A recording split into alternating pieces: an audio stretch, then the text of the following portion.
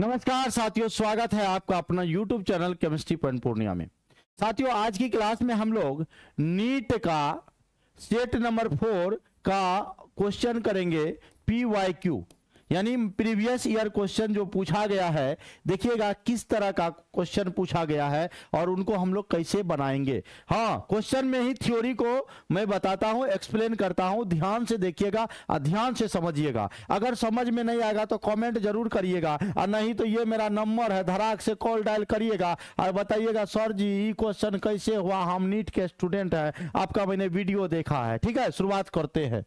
चलिए, सबसे पहला क्वेश्चन देखिएगा, आपके स्क्रीन पर दिया हुआ है। क्वेश्चन नंबर 1 कहता है स्पीशीज जिसमें आबंध कोण 120 डिग्री है। हिंदी मीडियम वाले बच्चे ध्यान दीजिएगा, कहता है ऐसा स्पीशीज को ढूंढिए जिसमें आबंध कोण कितना है, 120 डिग्री है। यानी इंग्लिश मीडियम वाले बच्चे को आपको ये रहेगा the species having bond angle 120 degree.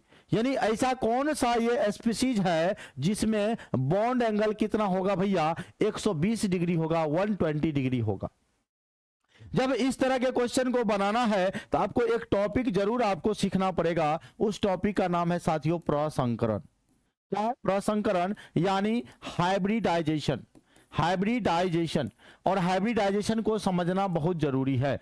और हाइब्रिडाइजेशन एक तरफ हम लिख रहे हैं आबंध कोण, ध्यान दीजिएगा, आबंध कोण इंग्लिश में लिखेंगे इसको बॉन्ड एंगल। क्या लिखेंगे सर जी? Bond angle. देखिए बॉन्ड एंगल कैसे लिखेंगे, जैसे अगर हम लोग बात करें, अगर sp प्रसंकरण होगा, ये उसके लिए लिखा रहे जिसमें कोई लॉन पेयर इलेक्ट्रॉन ना हो। अगर बॉन्ड एंगल अगर प्रसंकरण आपका sp निकल जाए तो बॉन्ड एंगल 180 डिग्री हो जाएगा। अगर sp2 आ जाए तो बॉन्ड एंगल भैया 120 डिग्री होगा। अगर हाइब्रिडाइजेशन sp3 आ जाए तो बॉन्ड एंगल हो जाएगा 109 यानी 109 डिग्री 28 मिनट हो जाएगा, या इसी को अप्रोक्स में 109.5 डिग्री कहते हैं। अब यहां से सबका प्रसंकरण निकालना होगा, और प्रसंकरण निकालने के बाद आपको यह पता करना होगा कि किसका हाइब्रिडाइजेशन sp2 है, ताकि हम लोग का बॉन्ड एंगल 120 डिग्री होना चाहिए। प्रसंकरण का साथियों एक फॉर्मूला है, ध्यान दीजिएगा। प्रसंकरण बराबर होता है 1/2 यानी hybridisation equal to 1/2 valence electron का नंबर प्लस मोनोवायलेंट एटम का नंबर। अब ध्यान से सुनिएगा, यहां अगर हम pH3 में, पहला ऑप्शन हमारा pH3 है, pH3 में अगर P का हाइब्रिडाइजेशन निकालना चाहेंगे तो हम लोग यहां पर कहेंगे HBD equal to 1/2 valence electron Neha Pooja यानी ग्रुप 15 में है तो इसका 5 हो जाएगा।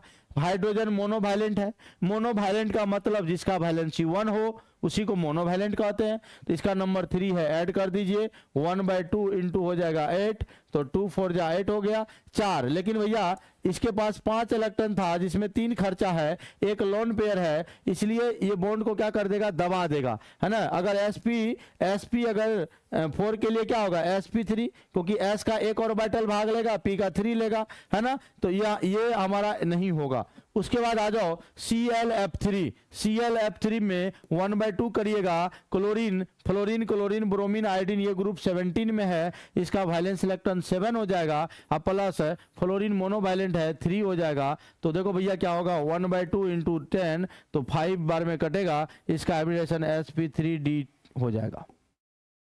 लेकिन NCl3 की बात करें तो 1/2 नाइट्रोजन का वैलेंस इलेक्ट्रॉन 5 प्लस क्लोरीन 3 तो हो जाएगा वही 1/2 इंटू 8, 2 4 जा 8, 4 के लिए हाइब्रिडाइजेशन होगा sp3। उसके बाद अगर BCl3 की बात करें तो बोरॉन का वैलेंस इलेक्ट्रॉन कितना होता है, 3 होता है। 3 और 3 को जोड़ोगे 6/2 कर दो, आंसर होगा 3 तो sp2, तो हम लोग का आंसर हो जाएगा D। तो भैया क्या करना है ना, हाइब्रिडाइजेशन निकालना है, और अगर हाइब्रिडाइजेशन sp आ जाए तो बॉन्ड एंगल 180 डिग्री हो जाएगा, sp2 हो जाएगा तो बॉन्ड एंगल 120 डिग्री होगा। तो हमको यहाँ खोजना था कि ऐसा कौन सा स्पीशीज है जिसका हाइब्रिडाइजेशन sp2 होगा, और अगर हाइब्रिडाइजेशन sp2 होगा तो बॉन्ड एंगल 120 डिग्री होगा। तो सबका निकाल के मैंने बताया इस फॉर्मूला पे, फॉर्मूला ये था, इस फॉर्मूला पे मैंने हाइब्रिडेशन निकाला, और आपने देखा कि BCl3 का हाइब्रिडेशन sp2 आया, और जब sp2 आया तो हम लोग कहेंगे इसी को यही आंसर होगा। समझ में आई। अगर आपको इस तरह का क्वेश्चन पूछेगा तो इजीली आप बना सकते हो। आइए अगले क्वेश्चन की ओर बढ़ते हैं। अगला क्वेश्चन ये रहा आपके स्क्रीन पर, और देखिए ये क्वेश्चन को हम लोग बनाते हैं बहुत अच्छे से। कहता है सूची 1 का मिलान सूची 2 से करें, यानी match list 1 to list 2।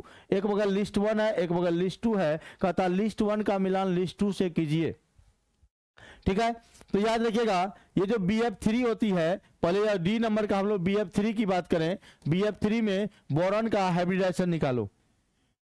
Boron का वैलेंस इलेक्ट्रॉन 3 ये है, तो 3 कर दिए, 2 से डिवाइड कर दिया, हो गया 6/2 कर दिया, हमारा हो गया 3 के लिए हो गया sp2। क्या हो गया? sp2। और जब sp2 होगा तो भैया उसका शेप हमने बताया था क्या होता है, बताओ, त्रिकोणीय। तो यहाँ का BF3 का 2 हो जाएगा, BF3 का 2 हो जाएगा, यानी इसका आंसर हम लोग का ये हो गया।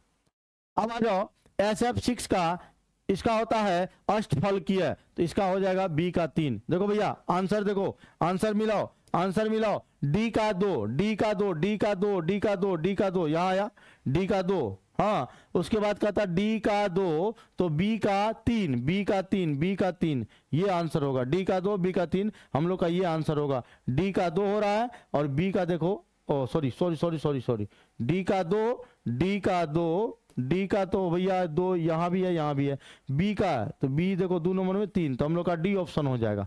बस 2 ही चीज से हमको पता चल गया है ना, हाइब्रिडाइजेशन से। अब अगले क्वेश्चन की ओर आते हैं। अगला क्वेश्चन देखिए क्या कहता है। ClF3 की संरचना में, ClF3 की संरचना में केंद्रीय परमाणु क्लोरीन पर एकांकी युग्म इलेक्ट्रॉन की संख्या क्या है? इंग्लिश में पढ़ते हैं। In the structure of ClF3 के स्ट्रक्चर में the number of lone pair of electron on central atom. देखो भैया क्लोरीन जो है, कहता क्लोरीन जो है इसके पास लोन पेयर कितना है ना, क्योंकि ये सेंट्रल एटम है। ये क्या है भैया? सेंट्रल एटम है, और सेंट्रल एटम में पूछ रहा है कि क्या लोन पेयर कितना है। तो आप सबसे पहले यहां पर इस क्लोरीन का एटॉमिक नंबर 17 होता है, 17 होता है।